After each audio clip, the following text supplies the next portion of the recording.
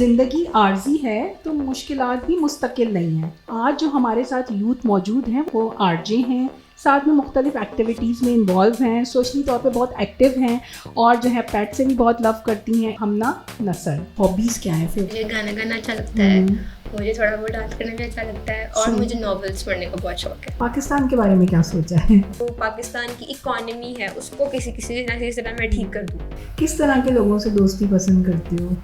दोस्ती कभी मुश्किल सवाल है।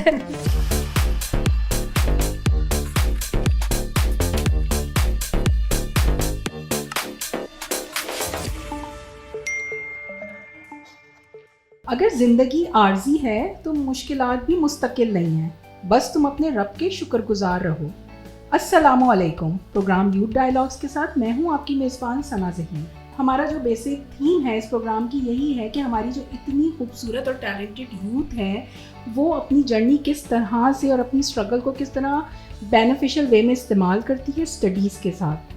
तो इसी सिलसिले में आज जो हमारे साथ यूथ मौजूद हैं वो बहुत ही ज़बरदस्त, टैलेंटेड, खूबसूरत और भी बहुत सारी क्वालिटीज़ उनमें मौजूद हैं। हम उनसे ही जानेंगे, लेकिन थोड़ा सा इंट्रोडक्शन देती चलूँ। वो आरजे हैं, साथ में मुख्तलिफ एक्टिविटीज़ में इन्वॉल्व हैं, सोशली तौर पे बहुत एक्टिव हैं और जो है पेट से भी बहुत लव करती हैं, इन्वायरमेंट के लिए भी काम करती हैं और स्टडीज़ में भी बहुत अच्छी हैं। क्या है इनकी जर्नी, क्या है इनकी हार्डशिप्स और ये क्या कहना चाहती हैं, हम इन्हीं से जानेंगे। हमारे साथ आज जो मौजूद हैं वो है हमना नसर। कैसी हैं आप? मैं बिल्कुल ठीक। सना, आप कैसी हैं? मैं भी ठीक ठाक, अल्लाह का शुक्र। अच्छा, ये जो आपकी सबसे बड़ी बात है, इतनी खूबसूरत जो आपने एक्टिविटीज़ जो मुझसे शेयर की, लेकिन जो ज़ाहिर है जो देख रहे हैं नाज़रीन वो जानना चाहेंगे कि आपका बैकग्राउंड क्या है, आप कहाँ से बिलोंग करती हैं और कौन सी स्टडीज़ में हैं आप अभी? अच्छा, first of all I am from Shahdara और क्योंकि वो लाहौर से बिल्कुल ही बाहर है तो मैं लाहौर में नहीं आती। ओके। तो सेकेंडली जो मेरा स्टडी बैकग्राउंड है बेसिकली वो बायो है। मेरा पूरा फैमिली, पूरा ख़ानदान जो है दे आर ऑल डॉक्टर्स। मेरे कज़न्स, उनके बच्चे, उनकी फैमिली आगे से जो उनके हस्बैंड्स हैं, उनकी वाइफ्स। तो I was suppose to be a doctor as well. मैंने बायो स्कूल से भी और आगे जो मेरा इंटर था वो भी सारा मेडिकल का था। मैंने एमकैट भी दिया बट नहीं हो सका। फिर किसी ने कहा कि भाई यूसीपी बहुत अच्छी है तो आप अगर डी फार्म में चले जाएं तो आप वहाँ पे अपना करियर एज अ मेडिसिन में कंटिन्यू कर सकते हैं। तो देन आई सेड ओके, मैं यूसीपी आ गई। यूसीपी आके मैंने 2 सेमेस्टर बायोकेमिस्ट्री पढ़ी क्योंकि मैं आई थी अप्रॉक्सीमेटली 1 ईयर के गैप के बाद स्प्रिंग में और फॉल में एडमिशन होते हैं डी फार्म और लॉ के। तो डी फार्म के लिए मुझे फिर 1 साल वेट करना पड़ता था, इसलिए मैंने बायोकेमिस्ट्री में ले लिया। और इन बायोकेमिस्ट्री में जब मैंने लिया तो नहीं पढ़ा गया। उसके बाद आई स्टडीड फॉर 2 सेमेस्टर्स और 2 सेमेस्टर्स के बाद मुझे रियलाइज़ हुआ कि मुझसे नहीं पढ़ा जा रहा क्योंकि मेरा जीपीए बहुत नीचे जा रहा था। और जो बच्ची हमेशा से फर्स्ट आती रही है वो कभी भी नहीं चाहेगी कि उसका जीपीए जो है 3.5 से नीचे जाए। तो फिर मैंने मशवरा करके अम्मा जान के साथ, सिर्फ अम्मा जान के साथ मशवरा करके मैंने मैथ्स कम्युनिकेशन ज्वाइन की। मैथ्स कम्युनिकेशन में मेरा जीपीए यहाँ से यहाँ चला गया एंड आई वाज हैप्पी। और फिर मैंने बस इसी को, और अब मेरा 5th एंड हो गया है तो मैं अब बस 6th की तरफ जा रही हूँ। सही। चलें, यूनिवर्सिटी में आप पढ़ाई तो कर रही हैं लेकिन आप जो मुख्तलिफ सोसाइटीज़ के साथ एसोसिएट हैं और कौन सी एक्टिविटीज़ में इन्वॉल्व हैं वो थोड़ा डिटेल में बताइएगा। सोसाइटी कभी भी आने का कोई मतलब नहीं था मुझे, कभी भी नहीं। पहले मुझे शौक भी नहीं था कि मैं पढ़ाई के अलावा किसी और चीज़ में जाऊँ। हाँ, मुझे घूमने फिरने का बहुत शौक था।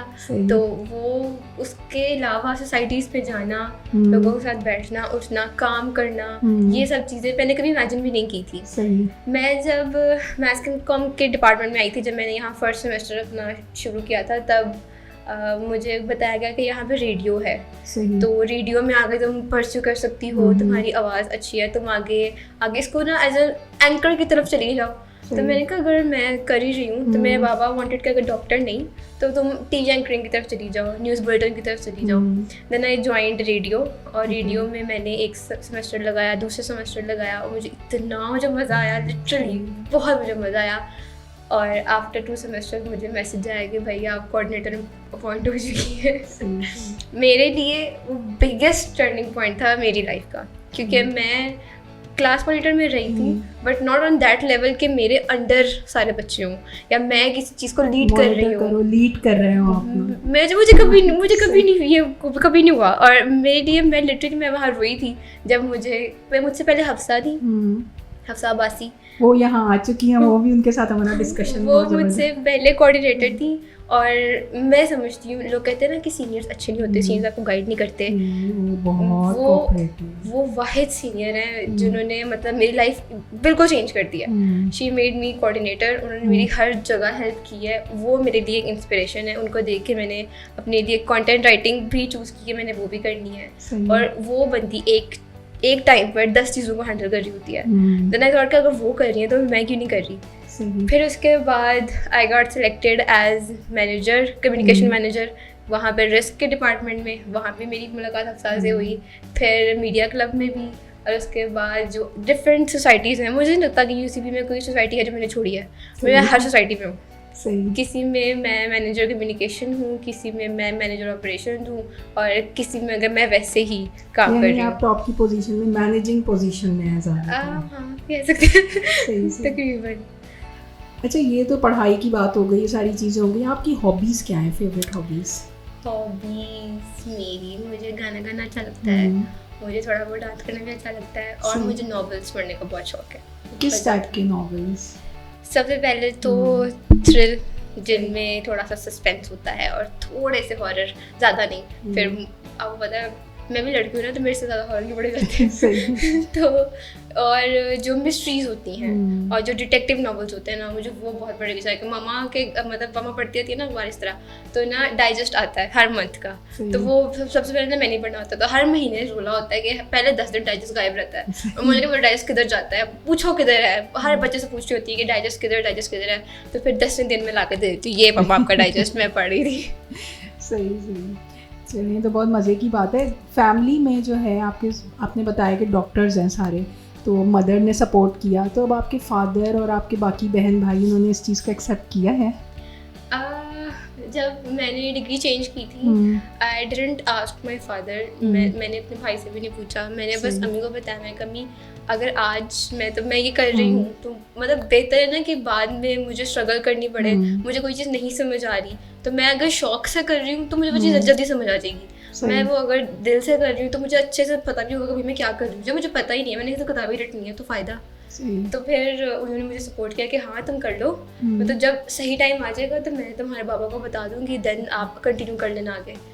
तो मेरे पापा को पता चला, मतलब खुद ही उन्होंने बता दिया जब मेरा मैथ्स कॉम के फर्स्ट सेमेस्टर का फाइनल था, लास्ट फाइनल था, और मतलब फिर वो जो सेमेस्टर था ना वो डिसाइड कर रहा था कि मैं आगे इसको कंटिन्यू करूँगी या मैंने बायोकेमिस्ट्री में वापस जाना है। तो देन मेरे फादर की यूनिवर्सिटी मेरे भाई के साथ, वो मेरे मैथ्स कॉम के डीन से भी मिले, वो मेरे बायो के डीन से भी मिले, उनको पता चला कि भाई बच्ची ने ये कर दिया, किसी को पता भी नहीं है। तो फिर उन्होंने कहा कि चलिए आप चांस दे लें, तो अगर आपने पहले इतना चांस दिया है तो एक और सही। बायोकेमिस्ट्री के मेरे फर्स्ट सेमेस्टर में मेरा CGPA था 3.2, सेकंड में चला गया 2.8, थर्ड में नहीं पढ़ पाई, मेरे में नहीं हिम्मत थी, तो मैंने थर्ड में चेंज कर लिया था। मैथ्स कॉम में मेरा जो CGPA था फर्स्ट सेमेस्टर में इट वाज 3.5, सेकंड में वो 4 पे चला गया, थर्ड में भी वो 4 पे रहा, फोर्थ में वो 3.5 पे दोबारा चला गया, तो अब फिफ्थ में वो 3.7 है। तो अब मेरे पापा बड़े खुश होते हैं, हाँ मेरे बच्चे का CGPA बड़ा अच्छा है। मेरे पापा मुझे कुछ नहीं कहते हैं, क्योंकि मास कम्युनिकेशन की पढ़ाई भी टफ होती है, इतनी इजी नहीं होती। लोग कहते हैं, मैं जब आई थी and they were all like यार इतनी इजी डिग्री है ना कि तुम जाओगे तुम्हें ऐ ही मिल जाएगा। हमें पता है बाकी डिग्रीज जो है ना, नो डाउट आजकल डिमांड चेंज हो गई है कि जो पहले हम पढ़ते थे प्रिंट इलेक्ट्रॉनिक मीडिया, बस ये है, अब आपको इलेक्ट्रॉनिक मीडिया और पता नहीं क्या क्या मीडिया और सारी चीज़ें सीखना। देखो हम लोग तो जेनजी है ना, जो आगे जनरेशन आ रही है, हमें पता है कि भाई आगे दुनिया कितनी एडवांसमेंट बता रही है। जो हमारे अब्बा है ना, जो हमारे अब्बा और दादा है, वो बस ये कहते हैं कि एक लड़का और एक लड़की की सिर्फ फील्ड है या CS या इंजीनियरिंग या डॉक्टर, बहुत हो गया, लॉ पढ़ लो। तो मेरे पेरेंट्स का भी यही था, लेकिन अब आहिस्ता आहिस्ता उन्हें समझ आ गई है ना कि अगर आपने पढ़ना है तो आपके पास एक चीज़ की भी 1000 आगे चीज़ें हैं। सही बात तो इसलिए अब वो कहते हैं कि तुम आगे कंटिन्यू कर लो। नहीं, खुश होते होंगे क्योंकि आप पॉजिटिव वे में लेके चल रहे हो आरजे को भी अपने। अच्छा, आरजे में कौन से प्रोग्राम करते हैं? News bulletin, Urdu news bulletin. तो मज़ा आता है करने में? बहुत। न्यूज़ लिखना, मैंने यहाँ आके मतलब मुझे पता ही नहीं था कि आप कंप्यूटर पे उर्दू भी लिख सकते हो। मुझे कख नहीं पता था, मुझे पता था हाँ भाई सिर्फ इंग्लिश में लिखा जाता है। और मुझे कभी पता था ना यार उर्दू टाइप होती है ये, पर मैं कहती मजाक कर रहे हैं मेरे साथ, नहीं पागल समझा उन्होंने मुझे। कंप्यूटर पे उर्दू कैसे आप टाइप कर सकते हो। मैं जब रेडियो रूम आई मुझे पता चला कि भाई सामने उर्दू की स्क्रिप्ट लिखी हुई थी, मतलब typed, and I was like अच्छा ये भी होता है, चलो ठीक है। फिर तब साथ साथ मेरा मतलब ये भी चल रहा था कि मैं सीख रही थी कि भाई कंप्यूटर को मतलब डिफरेंट कीज़ होती हैं जो आप आगे भी यूज़ कर सकते हो। मतलब मुझे कंप्यूटर की भी नॉलेज नहीं थी, मैं बिल्कुल ही फ्लैट थी। फिर उसके बाद आहिस्ता इन पेज सीखा। और रेडियो में कहते हैं लोग कि रेडियो का कोई फ्यूचर नहीं है, रेडियो में आप जाके क्या ही कर लोगे। उनके लिए ये मैसेज है रेडियो में ही आपका फ्यूचर है, रेडियो में आपकी बेस बनती है। आपको लिखना, आपको पढ़ना, आपका आवाज़ की ग्रिप, आपकी जो आवाज़ निकल रही है ना आपकी, वो आपकी सारी तब निकलती है जब आप बोलते हो। आपका तलफ़ुज़ एंड मोस्ट इम्पोर्टेंटली आपकी कम्युनिकेशन स्किल्स, आपने किसके सामने क्या बात करनी है, कैसे बात करनी है, कितनी बात करनी है। हाँ, जो लोग कहते हैं ना कि मतलब रेडियो में आपका कोई फ्यूचर नहीं है, रेडियो में आप आगे जाके क्या ही कर लोगे, उनके लिए है कि भाई आपकी बेस फॉर द ऑप्शंस के आपने कम्युनिकेशन स्किल्स अपनी ठीक करनी है, ठीक है। और सबसे बढ़ के अगर आप आगे जा रहे हो जर्नलिज्म की फील्ड में, ठीक है, आप आगे परस्यू कर रहे हो एक्टिंग को, ठीक है, अगर आप आगे परस्यू कर रहे हो इस तरह PR, आप जो भी परस्यू करोगे ना आपको कहीं ना कहीं कुछ ना कुछ लिखना तो पड़ेगा ना। अगर आप इन पेज सीख रहे हो, ठीक है, अगर आप इन पेज यहाँ से सीख रहे हो तो आपके लिए उर्दू की स्क्रिप्ट लिखना कोई मुश्किल बात नहीं है। आप अगर आगे जर्नलिज्म में जा रहे हो आपके लिए कॉलम्स लिखना कोई मुश्किल बात नहीं है, ठीक है। आजकल पेन कलम का दौर तो चला गया, सारा दौर आजकल जो है वो डिजिटल है रहा है। तो उनके लिए है कि भाई बहुत स्कोप है रेडियो में, बहुत ज़्यादा। आपको बोलना, आपका तलफ़ुज़, आपकी अदायगी, जो भी चीज़ें हैं ना वो आपकी बिल्कुल ठीक हो जाती हैं। मतलब लोग अभी भी सुनते हैं रेडियो, लोग सुनते हैं और लोग बहुत शौक से सुनते हैं। मतलब हमारा अगर UCP रेडियो है ना तो मैंने देखा है कि फेसबुक पे उसकी रीच बहुत ज़्यादा है।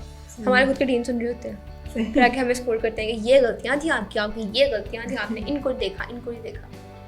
तो बस ये चीज़ें हैं। और मतलब करना चाहिए, साइड एक्टिविटीज़ आपके लिए ना बहुत ज़्यादा ज़रूरी होती है। सिवाय बस किताबी कीड़ा बनना ही नहीं सारी ज़िंदगी होती, आपको और चीज़ें करनी चाहिए ताकि आप पता चले कि दुनिया में चल क्या रहा है, दुनिया जा किस तरफ रही है। किस तरह के लोगों से दोस्ती पसंद करते हो? दोस्ती कभी मुश्किल सवाल है। फ्रेंड्स होने भी चाहिए और नहीं भी होने चाहिए। होने चाहिए कि मतलब आपको पता चल जाता है कि आप किन लोगों में सर्वाइव कर सकते हो। लेकिन जब वो लोग आपको बैकस्टैब करते हैं या क्या कहते हैं आस्तीन के सांप बन जाते हैं, ठीक है, तो फिर उनसे बेहतर है कि आप दोस्त ना ही रखो। बट दोस्त नहीं होते तो फिर ज़िंदगी का वो मज़ा जो होता है ना कि आपने फ्रेंड्स के साथ एंजॉय करना है, स्पेशली यूनिवर्सिटी लाइफ आपकी। स्कूल में चलो आप बच्चे होते हो, अभी स्कूल में आपने क्या करना है, घर से उठना है, स्कूल जाना है, पढ़ के वापस आए, खाना खा के सो जाना। आपने अपनी मम्मा से बातें करनी, ये हुआ ये हुआ, तो तब आपकी फ्रेंड आपकी मदर होती है, आपके फादर होते हैं। कॉलेज में आता है थोड़ा बहुत आपको ग्रूम होते हो, आपको पता चलता है कि भैया अब हम अगले लेवल पर आ गए हैं, तब आप फ्रेंड्स बनाना स्टार्ट करते हो। यूनिवर्सिटी लाइफ फ्रेंड्स के बगैर बिल्कुल ऐसे कह लो ना चीनी में नमक के बराबर है, मतलब चाय में चीनी के बराबर नहीं मज़ा आता। तो फ्रेंड्स सही होते हैं, बस सही होते हैं। चलिए, अभी तो आपकी जर्नी स्टार्ट हुई है, पाकिस्तान के लिए भी बहुत काम करना है। पाकिस्तान के बारे में क्या सोचा है? क्या मतलब जाने के बारे में? हाँ, नहीं जाने के बारे में कि आपने यहाँ रह के पाकिस्तान को कैसे सपोर्ट करना है? मेरा पहला तो प्लान की कि मैं जाऊँगी। अच्छा। फिर उसके बाद रहना है यहाँ पे, मतलब इन अ फील्ड जब हम लोग काम करेंगे इंशाल्लाह, तो मैंने आगे अपना कंटिन्यू करना है PR और एडवर्टाइजिंग में। तो मेरा यही होगा कि जो पाकिस्तान की इकॉनमी है उसको किसी ना किसी तरह मैं ठीक कर दूँ, जो मुझसे हो सका मैं उसको किसी तरह ठीक कर दूँ। क्योंकि जब हम लोग अब स्ट्रगल कर रहे हैं ना, जो भी एरा चल रहा है, जिस बंदे का भी एरा चल रहा है, उसने कोई ना कोई आई एम सॉरी टू से खच ज़रूर मारी है, तो उसको बस किसी तरीके से भी ठीक करना। अगर हमारी यूथ बहुत अच्छी आए और जो है डिफरेंट चीज़ें लेके आए, जैसे हुकूमत भी कह रही है कि अब हम जो है वो फाइलिंग पे चले जाएंगे, जैसे कि आजकल वही बात है, पेपर उसका दौर नहीं रहा है। तो आई होप यूथ को करना चाहिए वैसे पाकिस्तान के लिए। अगर हुकूमत कर रही है कि वो डिजिटल एरा की तरफ जा रही है तो फिर हमें सिखाएं भी। सही बात है। सिखा नहीं रही, नई इनोवेशंस आती जा रही हैं, बट यूथ को नहीं पता। सही फॉर बात है। एग्जाम्पल अगर मैं अभी रेडियो में कोऑर्डिनेटर हूँ तो मेरे पास आते हैं बच्चे, उन्हें ये नहीं पता कि न्यूज़ होती क्या है। सही। मैं उन्हें कहती हूँ ना कि मुझे 5 बुलेट पॉइंट्स बना के ले आए कि कल क्या हुआ, आज क्या चल रहा है। अगर आप मेरे पास 2 बजे आए हो तो मुझे आओ बताओ आके कि भाई 2 बजे से पहले मेन पॉइंट्स क्या हुए थे। नहीं पता होता, सिखाने वाला कोई नहीं है, लेकिन चीज़ें बहुत बड़ी हैं। सही बात है। यानी एक ये मैसेज भी है कि हमारी जो यूनिवर्सिटी लेवल और जो सारी हुकूमत है इस पर ज़रूर काम करना चाहिए, क्योंकि आप जानना चाह रहे हैं डिजिटल, तो डिजिटल कॉम्पिटेंसी भी तो होनी चाहिए। प्रैक्टिकल बहुत हो, सारा फोकस है ना हमारा वो थ्योरी पे है। पढ़ो पढ़ते जाओ, रटो और किताबें लिखते जाओ बस। प्रैक्टिकल वर्क बहुत कम है। इंडस्ट्री में चले जाओ आप किसी डिपार्टमेंट में, आप चलो यूनिवर्सिटी लेवल पे आ जाओ, आपके लिए प्रैक्टिकल वर्क बहुत कम है। जिन बच्चों ने आगे जाके फिल्म और थिएटर करना है ना, उनके लिए यूनिवर्सिटी में सही स्पेस या सही ग्राउंड नहीं है। जिन्होंने आगे जाके PR करनी है, उन्हें नहीं पता होता कि उन्होंने अपना रेज्यूमे अपडेट कैसे करना है, उन्होंने आगे जाके किस तरह बात करनी है, उन्होंने किस ऑर्गेनाइजेशन को किस तरह टैकल करना है, उन्हें नहीं पता होता। तो बस सिखाना पड़ा था। सही। अच्छा, ज़िंदगी का कोई खौफनाक वाक़या जिसने ज़िंदगी का नज़रिया बदल दिया? नज़रिया, हाँ एक था। मैंने नई ड्राइविंग सीखी थी, आई थिंक 2 साल पुरानी बात है, रमज़ान था, तो मुझे बहुत शौक है ड्राइविंग करने का और मैंने सीखी। मैंने बहुत मिन्नत अल्लाह किया, प्लीज़ सिखा दे। बाबा ने सिखा दी। तो रमज़ान के आखिरी अशरे में, आई थिंक 25 रमज़ान मैंने सीख ली। ठीक है, मैं बाबा के साथ जाती थी रोज़ सुबह अफसरी करके। ठीक है, वो नमाज़ पढ़ के 1 घंटा सोते थे। उस 1 घंटे में मैं उनका इंतज़ार करती थी कि अब आएंगे। तो फिर हम 4 बहन भाई हैं, तो हम लोग सब जाते थे। 25, 26, 27, 28 मैंने सीखी।